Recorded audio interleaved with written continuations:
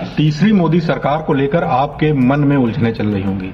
आप सोच रहे होंगे कि यह सरकार 5 साल चल पाएगी कि नहीं। इसको लेकर एक गणना बहुत महत्वपूर्ण है। एनडीए के पास 292 सीटें हैं, जिसमें से बीजेपी की 240, टीडीपी की 16 और नीतीश कुमार के जेडीयू की 12 सीटें हैं। सरकार बनाने के लिए 272 सीटों की आवश्यकता है।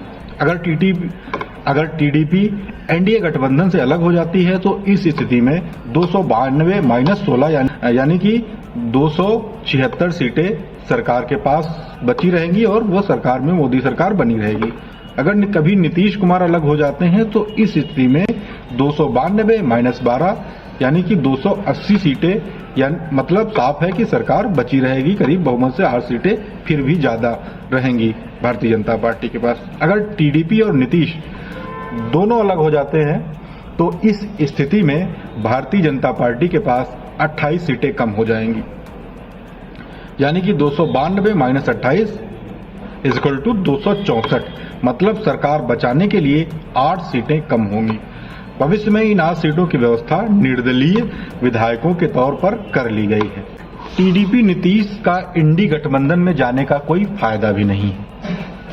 कारण नंबर 1, दोनों को अपने अपने राज्यों में सरकार चलानी है, इसलिए केंद्र की हमेशा जरूरत पड़ेगी।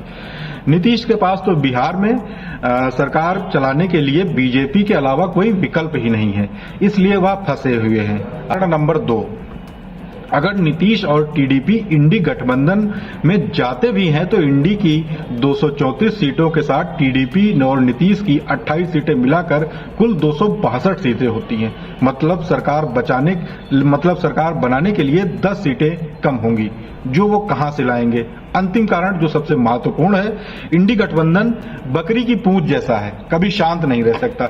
अगर रहेगा भी तो बड़ी मुश्किल से। निर्दलीय उद्धव पवार और अन्य एक सीट वाली पार्टियां के संभावित असंतुष्ट सांसदों को मिलाकर यह आंकड़ा करीब 10 से 15 तक हो जाता है। इसलिए टूट को संभालने के लिए बीजेपी की राष्ट्रीय मशीनरी लगातार 5 साल काम करेगी।